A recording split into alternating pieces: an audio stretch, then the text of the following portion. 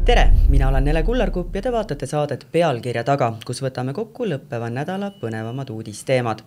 Õiguskantsleri ülevaade surmadest vanglates kõneleb süsteemsetest puudustest. Mitmel juhul ei järgitud enesetappude ennetamise juhendit ega hinnatud õigesti inimese suitsiidiohtu. Miks sellised juhtumid ikka ja jälle eksisteerivad ning kuidas parendada süsteemi?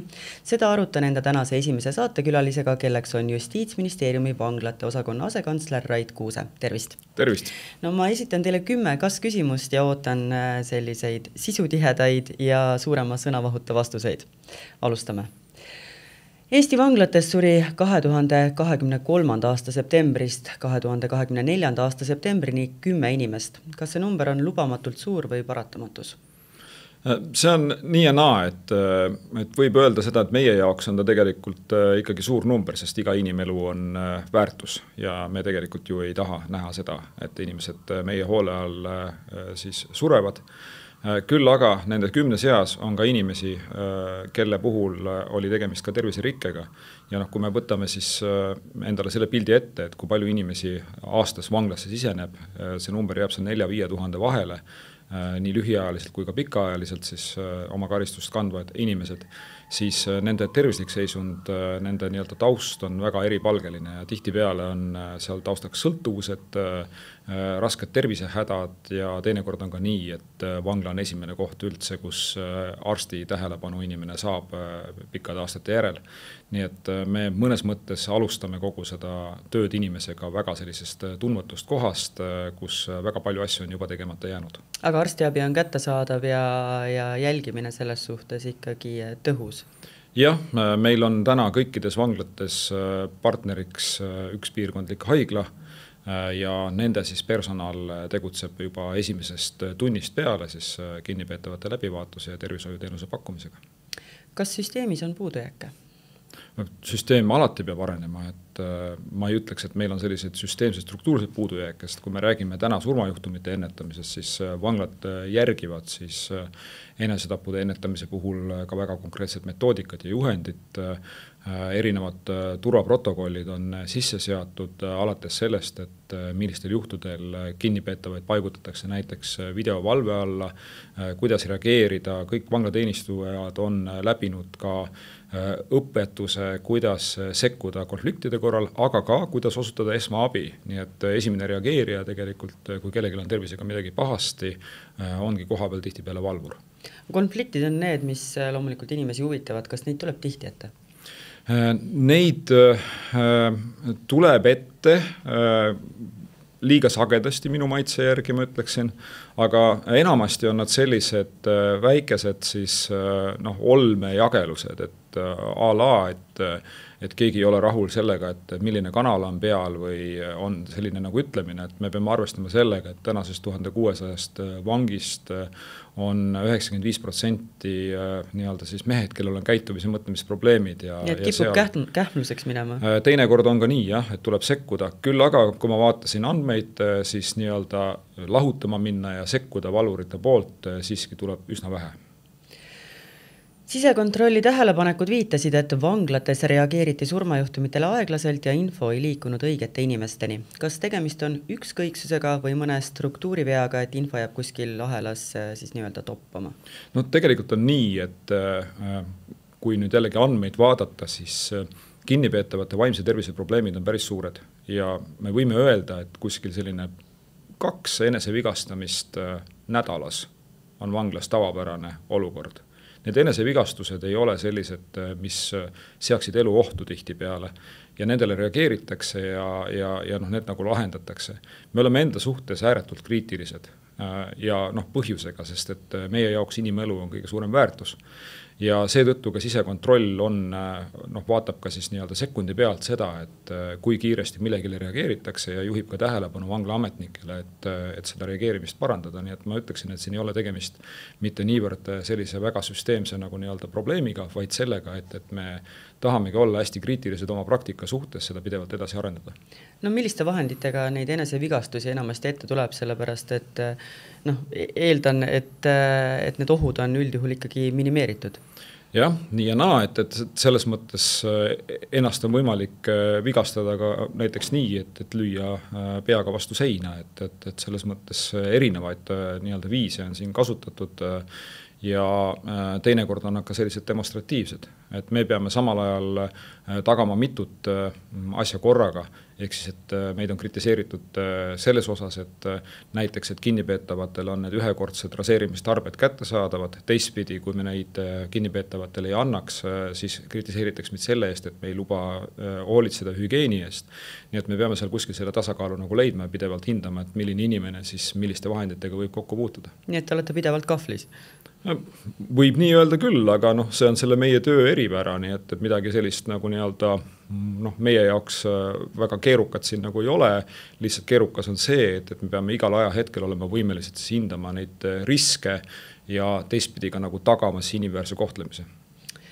Sisekontroll märkas ka puudujääke sündmuste dokumenteerimises. Et kas see viitab kuidagi ebamugavate juhtumite mahavaikimisele või lohakusele? Meil on täna kaamerad varustatud või kaamerapilt kõikides vangla nii-öelda ühiskasutatavates ruumides ja tegelikult isegi kui seal on mingi dokumenteerimise puhul mingi viga nagu nii-öelda näha, et siis me suudame need sündmused ja reageerimised kõik taas esitada, et ka vanglavalvurid näiteks kannavad ka personaalseid rinnakaameraid nii-öelda, nii et sündmuste lahendamisel sisekontrollil tegelikult on päris palju rohkem võimalusi analüüsida seda juhtumit kui pelgalt kuhugi paberi peale midagi kirja pannes. Aga dokumenteerimine on oluline ja sellega me tegeleme järjepidevalt. Kui pikaajaliselt seda kaamerapilti säilitatakse? Kui kaugele tagasi saab sündmustele vaadata? Sõltub siis nii-öelda nendest salvestusvõimalustest, et siin ma nagu detaili ei läheks, aga meil on päris hea tagasivaade olemas sündmustest. Kas vanglates kantakse inimesed nii-öelda maha või rehabiliteeritakse? See peaks olema küsimus pigem võib-olla laiemale avalikkusele, et meie näeme seda nii, et iga vangistus tegelikult lõpeb kord ja vangistusele järgneb siis nii-öelda elu ühiskonna liikmena ja vanglateenistuse eesmärk ühelt poolt on viia need karistused ellu, aga teiselt poolt me peame ehitama ka siis selle võimaluse minna ühiskonda tagasi ja täna kui me vaatame kas või korduva kuritegevuse andmeid, siis me võime öelda seda, et me oleme päris edukad selles riigina oma karistuspoliitikas, et näiteks selline keskmine nii-öelda tagasilanguse protsent viimaste andmete kohas on 27%, kui sa vanglast vabaned 2 aasta jooksul, paned sa siis toime mingi uue õigusrikkumise. See tähendab seda, et 73% seda ei tee. Kas see 27% lõpetab uue ringiga tagasi vanglas? Jah, see võib nii minna küll või siis kriminaalhooldusel sõltub sellest, milline parasjagu see toime pandud õigusrikkumine on. Ja me näeme ka seda, et näiteks vanglateenistuses rohkem kasutada kriminaalsametnike järelevalve võimalusi, et see toob rohkem tulu, et seal see nii-öelda tagasilangus on poole väiksem.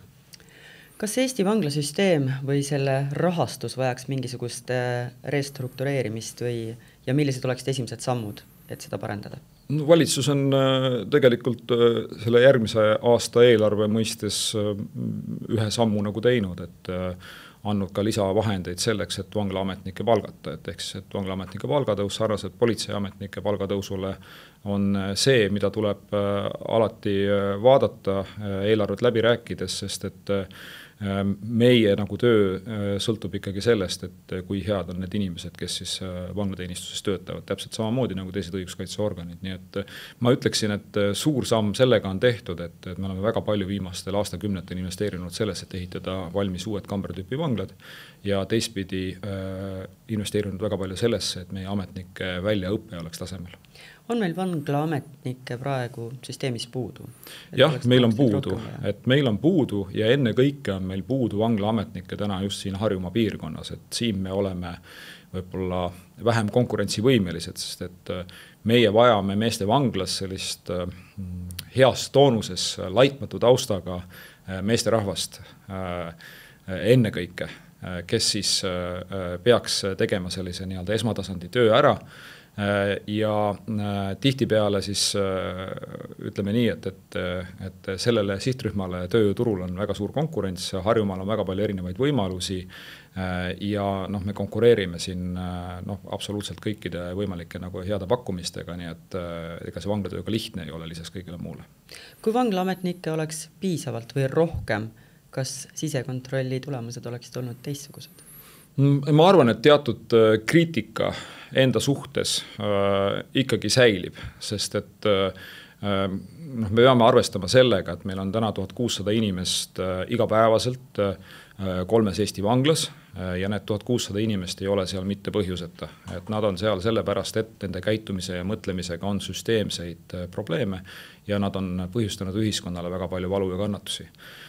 See omakorda tähendab ka seda, et nende käitumine ei ole alati täielikult ette arvatav ja ennustatav, nii et ma arvan, et me anname küll oma parima, aga me peame olema võimelised siiski enda praktika osas olema ka terve mõistusega kriitilised.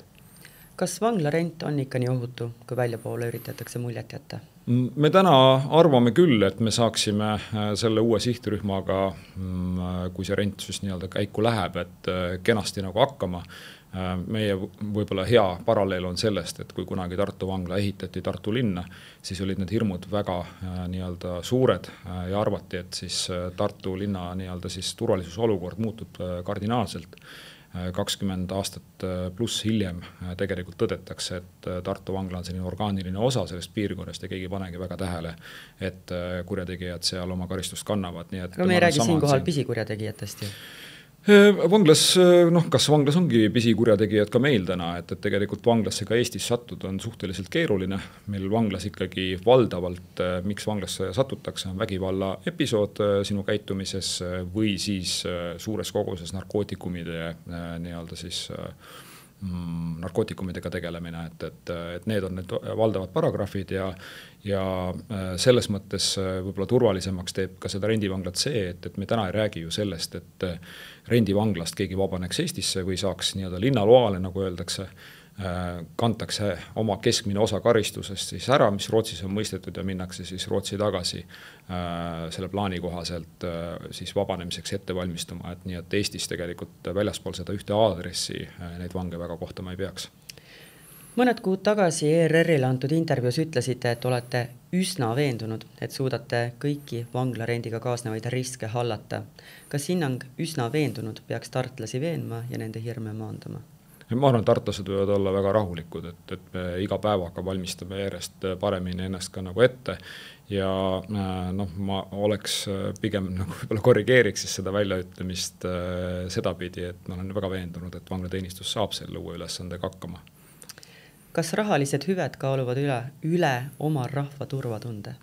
See ei ole küsimus võib-olla vanglateenistusele niivõrd, et vanglateenistus saab teha seda, et kõikvõimalikud riskid siis nii-öelda ritta panna, nendele leida maandamismeetmed koos oma partneritega. Täna me arvame, et me oleme suutelised nende riskidega tegelema, neid haldama nii, et inimeste turvatunne ei saa kahjustada. Seda, kas vanglarenti teha või mitte teha, kas sellesse lepingusse minna või mitte minna, see on küll poliitiline otsus. Te usute, et siinkohal ei ole üle oma varju hüpatud ja me ei ole liiga suurt tükki hammustanud? Ma arvan, et ei ole, sest me teame ka teiste riikide ju kogemusest, et tegelikult need ütleme siis rendid on läinud suhteliselt probleemivabalt, et kui me vaatame siin kogemust Norra ja Holland, Belgia ja Holland ja võib-olla siin olulisem on lihtsalt vaadata siis seda, et kas me oma seda vanglataristut, mida me oleme siin paar aastakümmet moderniseerinud, üles ehitanud ja neid inimesi, kes seda tööd oskavad, kas me neid võime tulevikus ka vajada. Ja Euroopa pilt tegelikult mind teeb murelikuks, sest et kui ma vaatan Lääne-Euroopa riike, sealt Prantsusmaast, Inglismaast alates, vaatan ka Skandinaavia riike, siis ma näen, et vanglakohtade nappus paistab silma.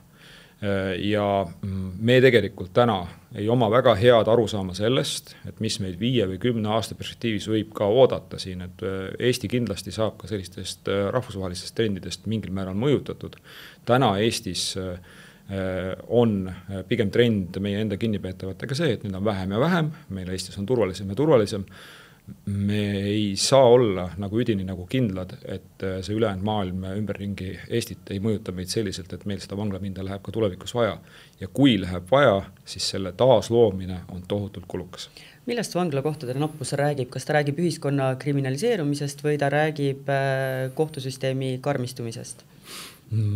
räägib küllap nagu väga erinevatest asjadest, et seal peab minema konkreetsetes riikides, konkreetsete siis nii-öelda nagu otsuste taha, aga kindlasti on küsimus selles, et on mingisugune kriminaalpoliitiline vastus mingisugusele probleemile, et kas siis on karistused mingites nii-öelda kuriteoliikides karmistunud, et näiteks Suurbritannias ma tean, et seksuaalkurjategijate karistused oluliselt karmistusid, või siis on tegemist mingite integratsiooniraskustega, et see võib olla riigiti väga-väga nagu erinev. On ka Euroopas riike, kus näiteks välisriikide kodanikud on enamuses nii-öelda siis vanglapopulatsiooni hulgas, et Eestis on välisriikide kodanikke ainult 10% vangidest, nii et me oleme küllalt nagu sellises heas unikaalses nagu olukorras täna, aga me oleme kindlasti mõjutatud sellest, mis maailmas nagu üldiselt toimub. Kas endise YouTuberi Carlos Kolgi mõrva vangla seinte vahel oleks vangide parema paigutuse korral õnnestunud vältida? Et kui vettpidavad on vangide ohutaseme hinnangud ja mis on need piisavalt mõjusad põhjused, mil kinnipeetav otsustatakse suunata üksikvangistusse?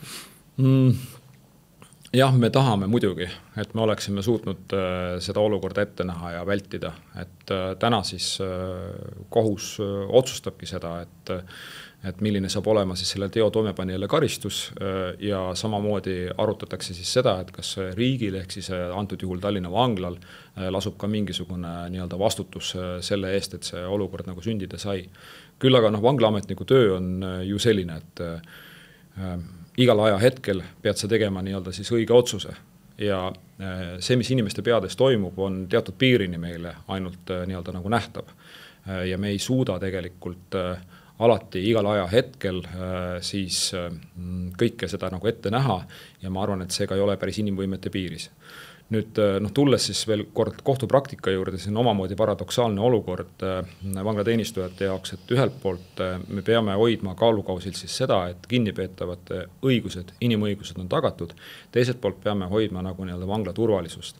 Ja kohtupraktika on siin ka aastatega muutunud, näiteks 10 aastat tagasi öeldi Viru vanglale, kui me eksi, et kinnipeetava selline läbiotsimine ja selle mittepõhjalikkus on tegelikult väga suur probleem ja mõisteti välja ka hüvitis Viru vanglalt, et ühel kinnipeetaval oli võimalik saada selline teise kinnipeetava ründamiseks vajalikud vahendid ja need sisse toimetada nii-öelda, kuna läbi ei otsitud korralikult.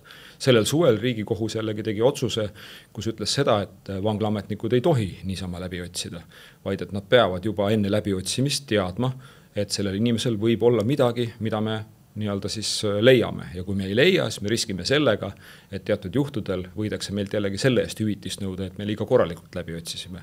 Nii et nüüd me oleme omamoodi selles mõttes nagu huvitavas nagu olukorras, kus neid nagu nii-öelda õigusi justkui nagu tuleb järjest nagu rohkem, aga võimalusi siis neid riske maandada on järjest nagu vähem ja näiteks hiljuti siin paar nädalat tagasi Tallinna vanglas üks külastaja jällegi tuligi nii, et kehaõõnsustes olid narkootikumid ja kõik võimalikud muud keelatud esemed, et seda katset nii-öelda vanglasse midagi nagu tuua ja asju edasi toimetada, aineid saada, et seda on pidevalt.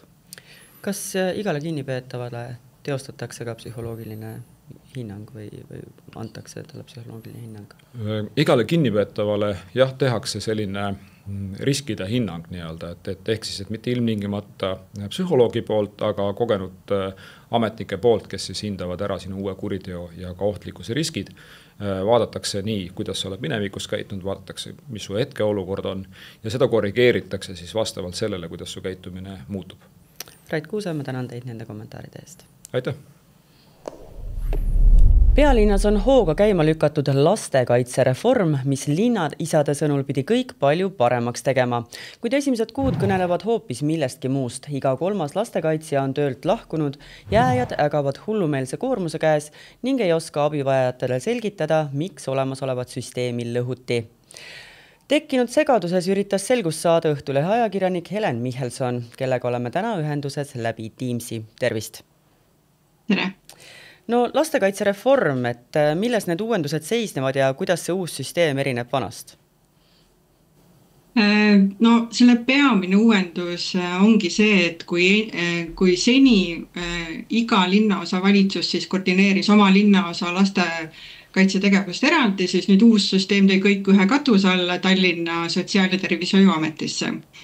et põhjus, kuidas siis need linnaisad seda seletavad, ongi see, et enne oli nii killustunud, iga linnaosa valitsus tegi eri moodi, et noh, olid erinevused lastekaitsetöö praktikas, aga et nüüd, kui kõik on ühe katuse all, et siis on kõik palju parem. Et see siis peaks nagu omakorda tõstma lastekaitseteenuse kvaliteeti ja kõik peaks palju paremaks minema. Aga nagu ma selle artiklis ka kirjutasin, siis kui iga kolmas lastekaitse on töölt lahkunud, noh, siis see ikkagi kõneleb, et kuskil on midagi natuke vussi läinud. No vussi läks kommunikatsioon kohe alguses. Just nii, et see tundubki, et see ongi nagu selliste reformide puhul siuke sümptomaatiline häda, et kui midagi hakatakse reformima, siis enamjaolt hakatakse seda tegema rapsides, kuidagi äkki, keegi ei saa midagi aru, et miks midagi tehakse. Et seekord läks samamoodi, et inimesed tunnevad, et neid ei kaasatud, otsused tehti kuskil ära ja siis nagu mängiti, et nüüd me kaasame, aga need kaasamised oli ikka sellised... Et selline näiline kaasamine ja ma saan aru, et olemasolevate töötajate, kes julgesid selles uues süsteemis kahelda, hirmutamine oli nii, et seal oli ka paar sellist näidishukkamist, siis ütleme nii. Jah, et seal juba, et siis, kui need inimesed, kellega mina rääkisin, veel töötasid seal lastekaitses, et siis need, kes julgesid küsida kriitilisi küsimusi, et siis nemad said kohe selle sildi, et nad on vastutöötajad. Ja nüüd siis ka need reformi eestvedajad ütlevad, et põhjus, miks inimesed ära läksid, olidki see, põhimõtteliselt nad olid vastu ja see oli nende valik, et nad ei tahtnud selles süsteemis osaleda. Aga tegelikult need inimesed, kellega mina rääkisin, seal oli umbes 10 inimest, et tegelikult need on väga kogenud spetsialistid, nad armastavad oma tööd, nad tahavad seda tööd teha, aga kui inimestele lihtsalt nagu istutakse pähe, neid ei kaasata ja kogu selle tulemusel tekib mure, et kas lastekaitses mitte ei tehta kõike paremaks või halvemaks, et siis on väga raske kui sul ei ole endal seda siseveendumust, et sinu töö, et see, mida sa teed ja et see reform, et see teeb päriselt inimeste elud paremaks, siis on väga raske lihtsalt jätkata. Sa olid väga ilmekalt seal artiklis öelnud, et lastekaitsjad leiavad, et sellest saab nüüd nii-öelda liinitöö, mis tähendab seda, et inimeste asemel saavad siis kaasused, ütleme nii, et sellist personaalset lähenemist uue süsteemiga ei pruugi tekkida. Et mis on nagu lastekaitses see usalduse murdmine on vist kõige suurem probleem üldse, et kuidas see süsteem võib nii-öelda vett vedama minna. Jah, nagu sa ise väga hästi ütlesid, et usaldus on ju lastekaitse töö selline täielik kese, et ilma selleta on väga raske üldse midagi paremaks teha, et praegu ongi lahkunud hästi kogenud töötajad, kes on nende peredega olnud aastaid, vahest isegi aastakümneid kontaktis, et see on nii oluline, et see usaldus ei teki nagu lihtsalt nipsust, et nüüd on 30 töötajat lahkunud, võtame 30 võib-olla natuke pealise asemele, et siis on kõik super hästi, et selle usalduse loomine, see võtab nii kaua aega, et ma väga loodan, et kõik ikkagi läheb paremaks, nagu reformi eestvedajad on lubanud. No need lastekaitsjad, kellega sa vestlesid, et nad kindlasti rääkisid sulle sellest, et kui kaua neil on see usalduse loomine aega võtnud ja milliseid küsimusi on need perekonnad neile esitanud, et miks seda süsteemi oli vaja muuta, et kas nad oskasid öelda, et kuidas pered on selle uuenduse vastu võtnud? Jah, eks nii palju, kui ma olen nüüd olnud kontaktis ka pärast selle artikli avaldamist, et siis esiteks neile lahkunud töötajatele teeb nagu päris haiget reformi eestvedajate sõnumid, et umbes, et inimesed ei suutnud kõik kohaneda, nad tahtsid ära minna, neil olid vaimse tervise probleemid, et see kõik on nagu lihtsalt kuidagi väga imelik nende vaatest ja siis ongi, nad saavad siiamaani kõnesid peredelt, kes küsivad, et mis nüüd toimub, et kus me abi saame või sa läksid ära, et mis nüüd edasi saab. Et see ongi nagu selle reformi kõige suurem traagika, et kui ongi nii, et need pered, kes päriselt vajavad abi, nad vajavad inimesi, keda nemad saavad usaldada, kellega neil on väga hea side, need teemad on lihtsalt nii delikaatsed, et see usaldus ja see tugi on nii oluline, et see ongi kõige suurem traagika, et kui need pered jäävad nüüd kuskile ei kellegi maale, sest nende väga usaldatud töötaja läks ära ja uut ei ole nagu asemele tulnud. Et ma toongi näiteks ühe näite, et üks lastekaitse, kellega ma rääkisin, et ta rääkis ka nagu oma nendest klientidest, et näiteks oligi üks laps, kelle kellega tema hakkas tegelema alles siis, kui see laps oli alles täitsa beebi, et nüüd tema saab 18-aastaseks, et kutsus juba seda lastekaitset enda sünnipäevale, et see on nagu nii pikk side ja need ei katke ka pärast seda, kui need lastekaitset töölt on lahkunud. No probleem on ilmselt ka selles, et kui see aastatepikkune side on üles ehitatud, et isegi kui sinna asemele tuleb mõni teine lastekaitsetöötaja, siis korra on juba see vaip nii-öelda alt ära tõmmatud ja kas üldse tahavad need pered hakata uuesti seda sidet ehitama? Jah, kindlasti on see neile peredele väga suur löök, et kuna need probleemid on nii nagu keerulised, ilmselt kui sa oled korra ühel inimesel usaldanud oma väga rasket lugu, et siis sa ei taha, et tuleb nüüd mingi uus inimene, keda sa pead uuesti seda kõik hakkama rääkima ja võib-olla see uus inimene, kuna praegu ongi kõik nii muutuste keerises, võib-olla see uus inimene peab ka seal ametis vastu võib-olla kuu, võib-olla 2, loodetavasti rohkem, aga siis hakata veel 3. inimesele seda rääkima, et sellepärast ongi hästi oluline, et kui neid reforme teha, et neid teha läbimõeldult ja et inimesed ei saaks haiget, et olgu need siis oma töötajad, olgu need siis need abivajavad pered, et millegipärast kipub nii olema, et reformid tehakse, ma ei tea, mis põhjus see on, et kas see on siis lihtsalt, et saaks ruttu mingi linnukese kirja või on see mingi poliitiline punkt, mida on siin enne valimisi ruttu vaja ära võtta, et aga nagu nii suuri reforme, mis mõjutavad nii paljude Eesti inimeste elusaatus, et ei saa lihtsalt teha niimoodi, et inimesed jäävad kuskile hammasrataste vahele. No ma olen kindel, et sa esitasid neid küsimusi ka linnaisadele endile, et kuidas nemad seda sulle põhjendasid? No põhimõtteliselt, et see on parim asi, mis maailmas tehtud on, et see on muidugi naljaga, aga et nemad on väga usuvad sellesse, mis ongi nagu peavad uskuma ja see ongi väga hea, kui nad usuvad sellesse, et kõik on nagu seni nagu hästi käima läinud, et loomulikult, et iga reformiga algul kaasneb mingisugune segadus, aga nende sõnul on see praeguseks lahenenud, et eks see tõde selgub sellest, kui hea ja vajalik see reform on, eks see selgub ilmselt aastate pärast, et võib-olla tulebki välja, et see oligi maailma parim reform, et see oleks ju väga hea, aga sellegi poolest on nendel reformi eestvedajatel minu arvates piisavalt põhjust ikkagi peeglisse vaadata, et kuidas teha otsuseid, nii suuri otsuseid nii, et inimesed ei saaks haiget. 30 laste heaolu spetsialisti vähemalt on töölt lahkunud, et see ei ole normaalne selline tööjõu liikumine, et see on tõepoolest, et on ikkagi uskumatult suur arv ühe linna kohta. Kui palju on praegu neid täitmata ametikohti? Kui mina 1 kuu aega tagasi käisin intervjuul siis nende reformi eestvedajatega, siis tol hetkel oli 8 vaba kohta. Et arvestades, et töötajaid on umbes 90, neid lapse heaolu spetsialiste, et siis on see peaaegu 10. Et ma loodan, et need kohad on praeguseks täidetud, aga nii palju, kui ma tean, siis ka viimastel nädalatel ehk pärast seda intervjuud on lahkujaid lisandunud, et see on pidev selline kaadrivoolavus ja veel kord, kui me tuleme tagasi selle usalduse küsimuse juurde, siis see on ikka päris halb.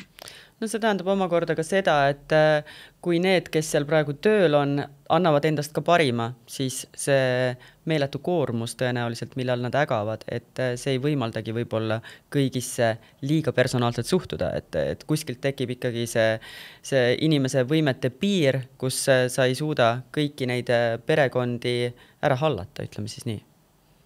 Jah, loomulikult, et lastekaitsetöö ongi hästi keeruline töö, et kui uuringud näitavad, et esimesed 2 aastat on need võtmetähtsusega, et kui lastekaitse esimese 2 aasta jooksul ta ei saa nagu seda rütmi nagu sisse või tal ei teki seda töövoolavust, et siis ta tõenäoliselt lahkub töölt, ei tule enam kunagi tagasi.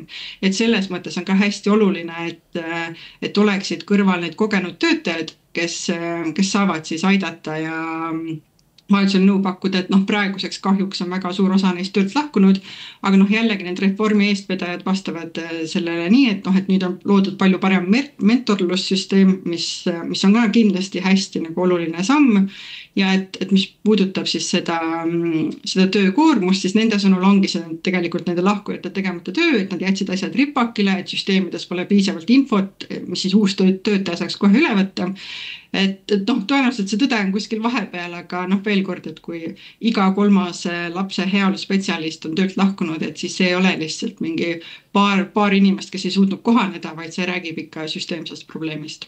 No mida nendega suhtumine sulle näitas, et kas nad on leidnud endale uued väljakutsed juba kuskil mujal või ollakse praegu otsinguil? Õnneks vist kõik on nüüd leidnud ikkagi töö enam-vähem samas valdkonnas, aga mitte siis otseselt nagu Tallinna abivajavate peredega tegeledes, et kes on läinud kooli, kes on läinud lasteaeda, kes on mõnda näiteks kõrval Tallinna lähivalda läinud tööle, et need inimesed, kellega mina rääkisin, väga kogenud spetsialistid ja õnneks neid on alati vaja, et ma loodan väga, et Tallinna linn et leiab samuti väga kogenud spetsialistid siin asemele, et ma tean, et lastekaitsetöötajad teevad kõik kindlasti oma tööd väga suure südamega, et muud moodi ei saakski nii rasket tööd teha, et ma väga loodan, et ikkagi, et 2 aasta pärast ma saan öelda, et see reform tegelikult oli väga hea ja et need abivajavad pered on ikkagi esikohal. Helen Michelson, ma tänan sind selle intervjuu eest ja tõepoolest loodame, et me saame tõdeda siin kas või selles samas stuudios mõne aasta pärast, et näed, et me rääkisime, aga läkski paremaks. Aitäh! Aitäh! Aga meie läheme nüüd pildiga Tallinna tänavatele, et uurida inimestelt, kui palju jälgivad nemad päeva uudiseid ja kuidas mõjutab uudisvoog, mis peamiselt koosneb sõjatandril toimuvast, eesolevatest valimistest ning poliitikute kemplusest riigieelarve ümber, nende enesetunnet ning igapäevaelu. Küsimus selline, kas ja kui palju vaatate teie päeva uudiseid? Vastab Merle. Tähendab, minu teema on see, et ma väga tihti ei vaata selles suhtes, et kuna ma olen pime inimene, siis ma ainult kuulan uudiseid, eks ju. Aga seda ma kuulan ikka telekast ka, kui uudiseid räägitakse, aga pean ausalt ütlema, et ma väga vähe istun teleka ees. Ma pigem siiski kuulan arvutist ja raadiost. Iga päev. Et vaatate uudiste saateid ja loete lehti? Jaa. No ikka jälgin. Iga päev vaatate uudiste saadet ja loete lehti? Saateid ei vaata, lehti ka väga ei loe. Aga uudistes toimuvaga, olete kursis, maailmas toimuvaga olete kursis? Ma arvan küll, jah. Päeva uudiseid väga ei vaata, jah. Ma vaatan väga vähe telekat, et telekas on rohkem siuke taustamüra selja taga, aga mitte nagu... Aga loete maailmas toimuvast? Natukene, mitte väga palju. Miks mitte väga palju? Ei huvita. Lihtsalt kõik on ära väsitanud juba ja ei taha neid muresid enda kaela. No ütleme kord päevas ikkagi. No millistest kanalitest peamiselt? Selles mõttes, kas telest, raadiost või loete online'ist? Pigem raadiost, et kuulan hommikuti Raadio 2 ja siis võib-olla natukene vaatan ka Delfi meediat. Ei, ka nii raadiost kui televisorist, kuidas juhtub. Kuidas sellised uudiseid teid mõjutavad, ütleme, kus käimas on valimiste-eelsed poliitkemplused ja igapäevased sõjaülevaated? Jah, mõnikord kuulan, mõnikord lihtsalt mõtlen, et ei, nüüd küll aitab. Et ei taha enam kuulata seda. Et sellised halvad uudised ikkagi mõjutavad teie elu ja väsitavad? Ja, kindlasti jah, et siis pigem ei vaata, aga muidu tahan ikka kursis olla. Hirmus on see poliitikate omavaheline kemplus. See on kohutav. Üks kogu aeg tahab teisele ära teha. See on pidevalt on selline asi. Mitte ühtegi erakonda enam ei tohi usaldadagi ja kõik on niisugune, ma ei tea, väga allamäge läheb kõik meil valitsuse värk. Mulle meeldib asjadega kursis olla ja eks need uudised ei ole väga meeldivad enamasti. Aga jah, mind rohkem häirib ilmselt see, kui uudistes esitatakse infot kuidagi väga kallutatult ja siis nagu veel nagu halvas mõttes kallutatult, nagu et kas siis ilustatakse mingisuguseid asju, mis tegelikult ei ole nii ilusad või siis üldse esitatakse fakte nagu valesti. See on nagu väga häiriv, see on nagu emotsionaalselt rusuvam kui võib-olla need uudised ise, nagu selles mõttes, jah, kui tegeliku olukorda võltsitakse, siis see on nagu väga häiriv. Ei oskagi täpselt niimoodi öelda. Ega praegult ei tea täpselt, mis maailmas toimub ka väga palju. Et sõjauudised ja poliitkemplused igapäevased, et neid pigem ei taha enda ellu? No seda kuuleb nii palju igalt poolt, ei otsi endal juurde seda infot. Mõjutab ikka selles suhtes, et tegelikult ausalt öeldes ma viimasel ajal täiesti väldin neid sõjauudiseid, sest neid esialgu kuulasin nii palju, et neist sai juba nagu öeldakse küll ja küll, eks ju. Aga aeg-ajalt ikkagi sa kuuled hommikul raadiost ja kuskilt aga ega just neid väga niimoodi spetsiaalselt kuulata ei taha. No ikka selles mõttes, et kogu selle sõja algusega ja olen nagu vähendanud tegelikult seda meedia vaatamist ka, et ikkagi mõjutab natukene psühholoogiliselt küll, et aga kursis tahad ikka olla muidugi. Aga sõidab vahel liiga palju enda elusse ja emotsioonidesse sisse? No kui vähendada seda et kogu aeg on uudised lahti ja igat uudist jälgid meedias, siis võib tõesti seda mõjutada, aga kui seda peenhäälestada, siis ma arvan, et see on täiesti okei. Head vaatajad, selliseks meie seekordne saade kujunes tänan, et olite minuga ning tuletan meelde, et saade pealkirja taga on järelvaadatav Õhtulehe YouTube'i kanalis ning Spotify's. Me kohtume teiega taas juba järgmisel reedel ikka Õhtulehes.